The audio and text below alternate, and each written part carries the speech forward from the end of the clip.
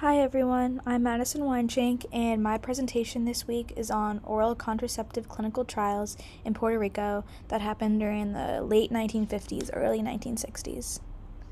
So, the story of the first oral contraceptive pill originated in the late 1950s, and it starts with an influential figure of the birth control movement, Margaret Sanger, who believed that women owned the right to control their own bodies.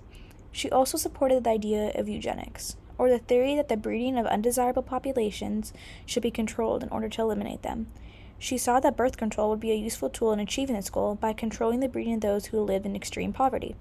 She reached out to the biologist and physician respectively, George Pincus and John Rock, who agreed to help in the development of a cheap birth control pill.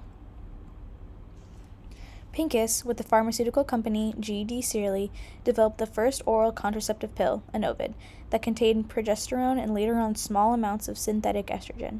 At the time, it was illegal in numerous states, including the state that they were developing the drug, Massachusetts, to research or distribute birth control, so Rock and Pincus carried out small, discrete trials in Boston. In order to get the drug approved for public use, though, they had to conduct a large clinical trial, so they looked towards Puerto Rico as inspiration. During the late 1950s, Puerto Rico was going through both a population boom and a period of extreme poverty. Going back to the theory of eugenics, it is a high possibility that they focused on Puerto Rico for clinical trials in order to prevent pregnancies and wipe out the undesirable poor.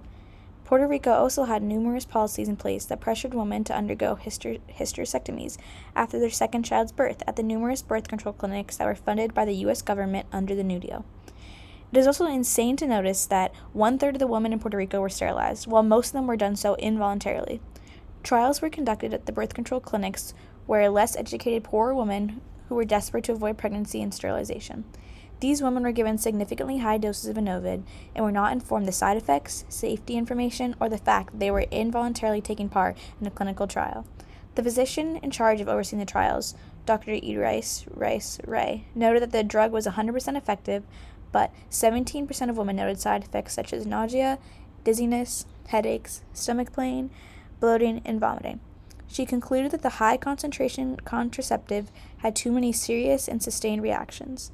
Rock and Pincus dismissed her conclusions, explaining the woman in Boston had few or no side effects at all. 3 women died during the trials, but it is impossible to infer that it was due to Enovid, seeing as their deaths were never investigated. Many people condemned Rock and Pincus for deception and exploitation of the poor women who endured the secretive birth control trials in Puerto Rico.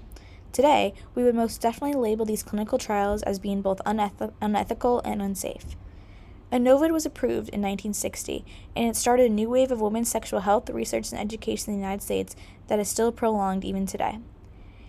Today, though, the side effects of the multitude of contraceptive drugs in the market are not completely understood.